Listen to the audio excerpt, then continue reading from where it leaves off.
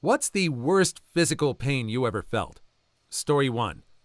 Pilonidal cyst right on your tailbone from snowboarding and then having to sit on a 4-hour flight.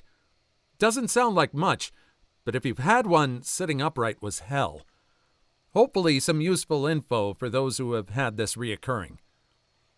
There is a surgical option with greater than 85% efficacy of non-recurrence, if you can get your insurance to cover it. After years of dealing with recurrence and more than a dozen ER visits, I finally convinced the insurance that it was worth it to them. Try to find a local specialist.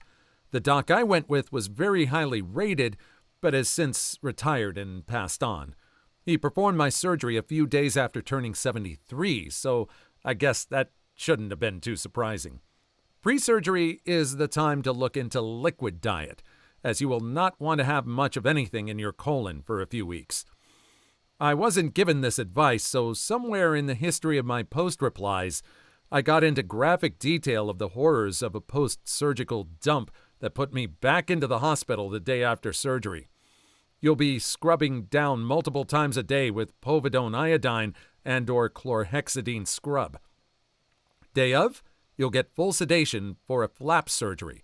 Not to get too graphic, but pilonidal cysts occur usually around the sweat glands and hair follicles, when you have multiple hair follicles in clusters.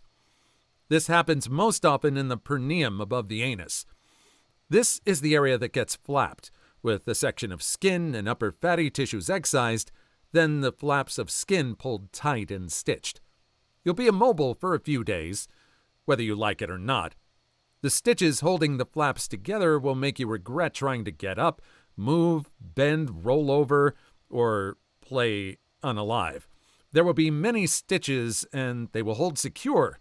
It's not an easy recovery, and they don't or won't use dissolvable sutures. The good news, after about 2 or 3 weeks, you'll be able to have the stitches out and post-surgical follow-up should be positive. 15 years and counting. I have had the scar tissue from the sutures cause me a scare or 3, but besides that, have had 0 reoccurrence. Best of luck, Pilo sufferers. This happened to me when I was 18 years old. I attempted to ignore it for a week, and it got so bad that I could not sit down. Idiot teenagers move right here. I believe it came from a tailbone injury much earlier in life. I'll never forget the day I got it lanced. The doctor needed to numb the area before he lanced it. There I was laying on my stomach at the exam table with my butt exposed to the world. The doctor tells me he's about to apply the LN2 spray, and boy, did he do that very liberally. So much so that it dripped down the back of my orbs and felt like someone stabbed my nuts with an ice pick. Still, the cyst was some of the worst pain I've ever been in, and then the constant packing of the gauze daily that my poor neighbor who was a nurse offered to do for me. Now, if that's not neighborly, I don't know what is. Do any of you ever look up any zit-popping videos? Even if you're used to those, do not look up this kind of cyst, the pilonidal cyst. Nope, no. You'll also come across the surgical video of it, and that's horror show right there. Story 2. Trigeminal neuralgia. I hope I said that right. Excruciating stabbing pains triggered by any and everything. You can't touch your face, brush your teeth, eat, kiss, lay on your side, nothing involving your mouth. It's like a relentless ice pick stabbing you or a million electric shocks. Sooner or later, you'll want to expire. That's why they call it self-unaliving disease. I went way too far to see this. Hello, fellow sufferers. I was on 3,600 milligrams of gabapentin at my peak, and it frackin' sucked. What are your triggers? Mine was cold. I was an American expat living in England when I was diagnosed, and we luckily moved back to the South, and I was able to wean all the was off, and while I still have minor attacks, I wear a dental splint 24 hours a day. I still clench and break my teeth. I don't get them nearly as often. It's so isolating because people just don't understand why you can't do anything but lay there and not move until the pain stops, and that narcotics don't help, and you don't want to be touched. You can't talk, you can't move, you can't think, you can't anything. And I have other chronic illness and have given birth 3 times, had gall and kidney stones, have a bulging and perforated disc in my L5-S1, have RA. I break teeth easily when I clench due to the stress of a physical intimate violation from my time in the military. So that leads to infections, migraines that are currently being treated with multiple medications and injections, and when I get a TN attack, it is the worst pain. Holy frack, I've been through nothing in my life. May your pain end. Not an unaliving threat. I wouldn't take it as an unaliving threat, and I appreciate your well wishes. I like to reflect on it the same way my mother told us about her RA diagnosis. I won't expire from it, but I will expire with it. So while sometimes everything piles up on me and I feel like I want to expire, I know it will get better and I just have to hang on. Nothing I have is fatal in any combination, so I hopefully have time to be here for my 3 kiddos and husband. I'm a veteran, so dark humor and stubbornness will get me through many years. If date or destiny or whatever you want to call it deems fit, and I'm a firm believer in being my brother's/sister's keeper and being a lifeline to others that I share burdens/joys with, such as others with TN or RA or other stuff. Fortunately, mine's in remission right now, but the worst is trying to brush my teeth or eat. Or is it trying to sleep? Such fun. My pharmaceutical cocktail has it so I don't scream most of the time anymore. My answer, also truly and easily the worst experience of my entire life, and there is so little that can be done. I called the out-of-hours doctors once because I was honestly worried I'd just unalive myself. I was lectured about the service being primarily for cancer patients and accused of having sniffed solvents. The doctors could only throw stronger and stronger pain meds my way, which weren't ideal as I was a single mom to a 7-year-old at the time. Ended up with a bit of Teflon in my brain to separate the collapsed blood vessel and the nerve that was causing the entire smeg show. If you ever forget something, just tell people your thoughts are non-stick. Glad you're feeling better. I only had one time a tooth in the back of my mouth cracked, and I was feeling severe pain, and it came in waves, not nearly as bad as this. Nothing nearly as bad. I only felt maybe a fraction of that pain where I just had to sit down and wasn't able to do anything until I could finally get to the dentist. Story 3. Sneezed and herniated a disc in my back. Couldn't walk for 5 days. This was almost 2 months ago and I can still barely stand for longer than 5 minutes at a time. Edit to add. After reading some of the replies to my comments, I am one of the lucky ones, apparently. I feel bad for all of you and sorry, but I hope I don't have this problem as long as all of you have. My dad herniated 2 discs while we were hiking in the Boundary Waters. The most pain I've ever seen someone experience. He had to get flown out by helicopter. I herniated 3 discs simultaneously in December 2021. I had to be rushed screaming to the ER. Almost 2 years later, I still have nerve pain through my back and down my leg, and my daily life is still impacted by it. I have 3 herniated discs too. It's been over 8 years and it sucks. The worst part of a herniated disc injury is that by all appearances, you look normal. Like you should be able to just go snowboarding, wakeboarding, whatever with the crew. Or help someone move. Or lift that randomly heavy thing. Or do whatever. And you can't. And people try not to judge you, but you know they judge you. I've been called old man more times than I can count, and it frackin' hurts as bad as the back pain every time I hear that. Like I'd rather have this than paralysis or missing limbs, and my heart goes out to those that have that. It's worse than this. But something very few understand is the mental anguish with knowing you can almost do activities that your peers are doing, but not quite. And that people judge you for it. Edit. can't respond to everyone. Well, I could, but then I'd only be using this site and not doing other things. Just know that I'm reading it all. Y'all are awesome, and I'm sorry you're going through something similar and oftentimes much worse. I can say that if you can actually get up and walk, do so. Walk as many steps as your body will allow. Get a route that gives you a certain number of known steps and start doing that route every day. Then go further or do it multiple times. Walking is so huge for many issues like this. Stretching and strengthening your core/glutes come next, if you can manage that. My QOL has gotten so much better in the span of about 2 to 3 months after taking this all more seriously and getting out and actually walking and counting my steps. Stop sitting, start standing, walk when you can, stretch, strengthen. Good luck, everyone. I'm rooting for you. Reach out if you need help with motivation or just someone to talk to. You explained it perfectly, 100% accurate. I was in the car accident that caused it when I was 29, so relatively young. When I'm in public, my wife has to lift the water cases onto or off the shopping cart, and I get dirty looks from people expecting me to do it because I'm young and a man. Then they see me limp away and their facial expressions change. That does really suck that people judge you for it.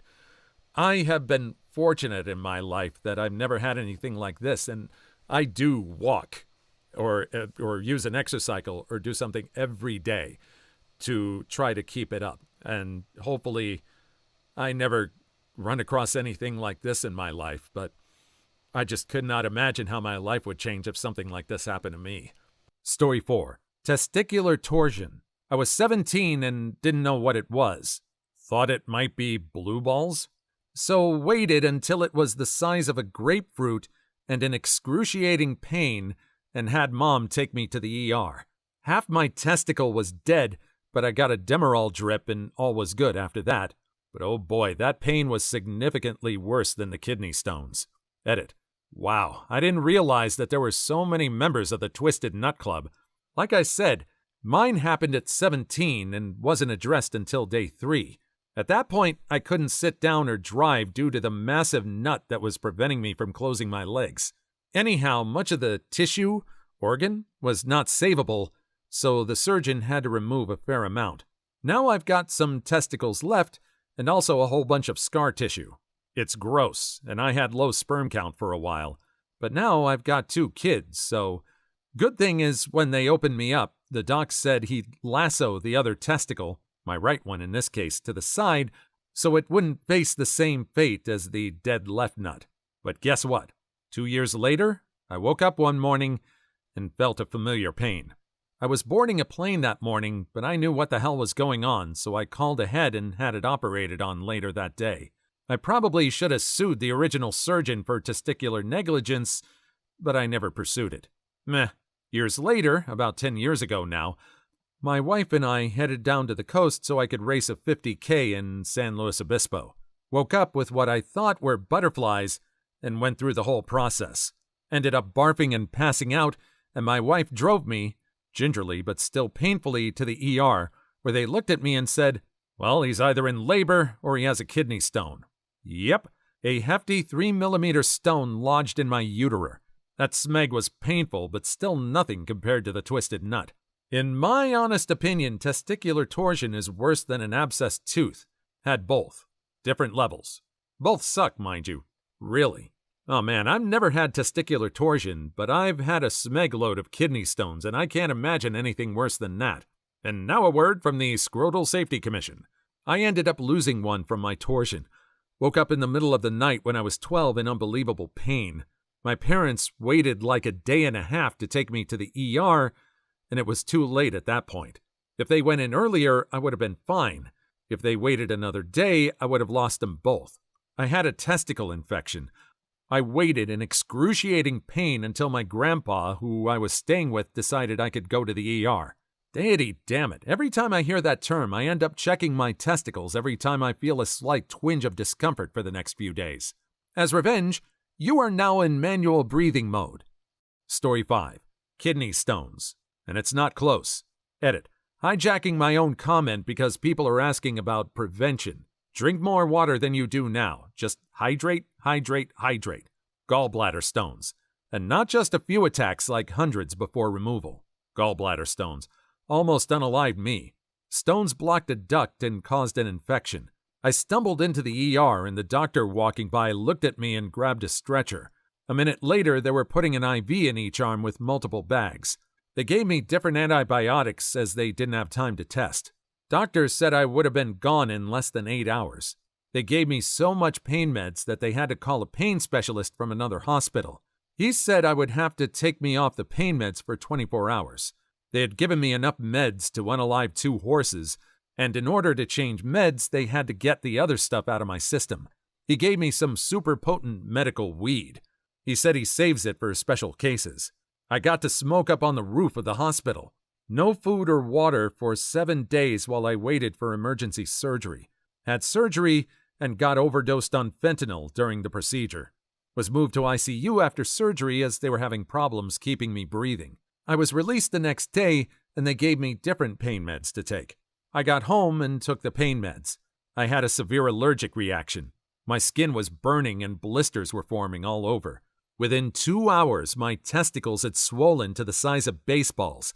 I felt like light was burning out my eyeballs. I could feel extreme burning nerve sensations anywhere my clothes were touching me. My insides felt like they were melting. Made it back to the ER and still had my old ID bracelet on. I saw the same doctor who admitted me the week prior. He looked at me and grabbed a stretcher. The allergic reaction had caused another infection. I think I posted this twice here. Damn, bro, did you live?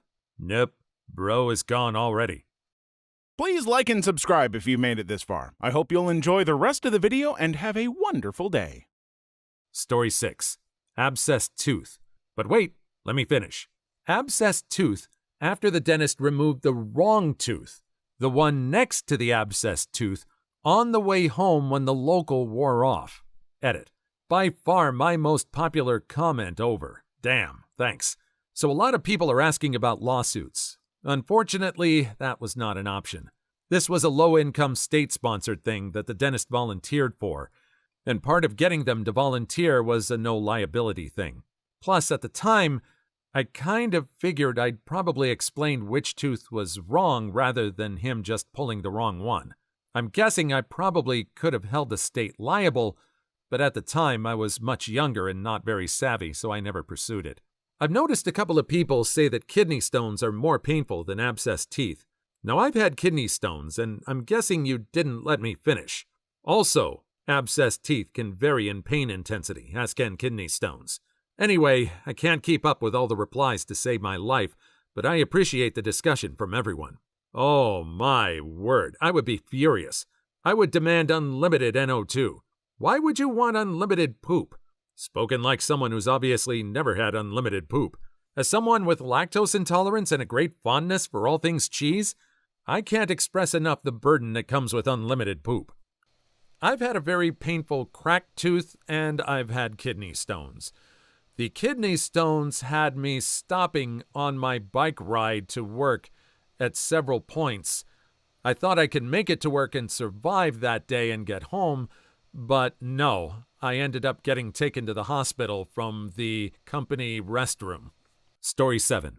Opened up a pressure cooker while it was still on the stove back in the 90s. 40% of skin surface burned, and my heart is now smeg on a stick. I worked with a cook who had been a cook in the Army. He was standing next to an industrial-sized pressure cooker which exploded.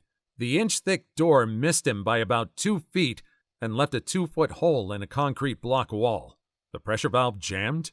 I am now decided to not buy a pressure cooker. Buy a new one and spend a little money. The modern ones will break a seal before exploding. Lawsuits and the government aren't all bad. The downside is they will stop sealing properly after some number of uses. Now, the old school ones that last forever you can buy at garage sales will straight up explode. Modern Presto pressure canners have a replaceable rubber pressure seal that lasts years. Just follow the directions and lube with veg oil before use, along with a blowout safety plug and pressure lock to prevent opening under pressure. Story 8. IUD insertion hurt worse than my miscarriages, and one of those came with an infection. They're like, "You're just gonna feel a little pressure." It hurt so bad I was screaming and I passed out on the table. I was doubled over in pain and crying in their waiting room afterwards, waiting for them to give me my paperwork because they were on the phone. Why the frack do they not sedate for such an invasive and excruciating procedure? I got told, "It'll feel a little scratch, just some mild discomfort." But truly it felt like someone was squeezing my cervix with their fingernails while something was simultaneously trying to claw its way out. It's horrific. The nurse couldn't get mine in because it hurt so much and my muscles were contracting, so she referred me for day surgery to have it inserted while I was under. I honestly can't believe women have to have this done with no pain relief. It's frackin' barbaric. Story 9. I woke up during my first wisdom tooth surgery to the dentist drilling the teeth but still couldn't move. I managed to make a noise when she started scraping out the tooth chips. Turns out she didn't have anesthesia and used a high dose of Vicodin IV, and I had a high tolerance for pain meds because of recreational use with my buddies. I remember her finally noticing and looking into my eyes, and her face just went pale, and she looked so scared I can't imagine what I must have looked like. This is exactly the reason you always tell your dentist if you use recreational substances. I came in high for an appointment, and it turned out I needed one of my teeth drilled right then, and I freaked out and told them I was super high on Oxy. They thanked me profusely because mixing in more anesthetics can get you perished. Always tell medical professionals everything. Story 10. Ovarian torsion from a giant cyst. Worse than a broken neck in childbirth. Edit to add, the broken neck was from a car accident at 17. I snapped 2 of the spines that anchor your shoulder muscles off the back of my vertebrae. Not paralyzed, just incredible pain and a long healing process. One more edit. I later delivered a 9-pound, 5-ounce baby all naturally with no pain meds or interventions. I would rather have 6 more just like it than another ovary twist. I just saw this comment after I posted the same thing. Worst pain ever. Found out my cyst was 6 inches wide and twisted. I don't wish that on anyone. Oh my daddy, I'm so sorry. I had a 4-centimeter cyst rupture once and I was literally screaming and threw up. Story 11. Gout. I thought lovingly about removing my foot with a hacksaw. On numerous occasions till I got my meds dialed in. The weight of the bedsheet was like a spiked boulder resting on my foot. That's exactly how I describe it to people too. I've been on allopurinol with no flare-ups in 17 years. At my last yearly physical, the new young associate questioned why I really needed to take allopurinol anymore. I told him to renew my prescription or I'd find a new doctor. No way I'm going through that pain again. Frackin' quack. Story 12. Gallbladder attacks. My doctor misdiagnosed this for 2 months. I thought I was going to expire for sure. Lost 30 pounds in 2 months because eating was torture. Started telling my wife to move on quickly after I passed for the kids' sake. Then my sister-in-law was like, "That sounds like it's your gallbladder." 3 days later, I had it removed, and my doctor still apologizes every time I see him. This happened to my mother when she was in her 80s. She lost about 1/3 of her body weight before she was diagnosed properly, and by that time she was not strong enough for the OP. Story 13. Stepping on a stingray. And I've given birth before. Finally, someone who understands. I don't got beef with stingrays, but frack stingrays. Smeg hurts so frackin' bad, I feel like many folks don't realize that they're venomous and that the venom is legitimately excruciating. I feel like many folks don't realize that they're venomous. I mean, well, before I realized they were venomous, I assumed they were venomous. Story 14. Had my wisdom teeth cut out. Halfway through one tooth, the medicine wore off. They couldn't re-numb it as it was halfway hanging out of my mouth, so I felt everything as they finished removing my wisdom tooth. I got my wisdom teeth removed earlier this year. I'm so glad that the anesthetic lasted the whole time because the pain afterward for the 2 days after was so unbearable. I couldn't imagine what the pain would be during the removal. Story 15. A wasp once got trapped under my eyelid whilst I was out walking. Not sure how many times it stung me, but it was horrific. Pretty much shut me down for an hour. A wasp got trapped under your what? New fear unlocked. Yeah, I don't think I registered what I just read. Holy hell. Story 16. Hockey puck at 80 kilometers an hour versus my right testicle. resulting in a testicular rupture and a surgery 2 days later, and didn't lose it either. I'm not even a man, but this made me shiver. Oh, my deity, I'm so sorry. Sounds like hell. My surgeon is incredible, and I have a 5-month-old daughter now. Story 17. Shingles and cervical spinal stenosis. Shingles are a very weird and painful pain. Stabbing, stinging. Please leave your story in the comments. I would love to make a video on them in the future. Also, don't forget to like and subscribe.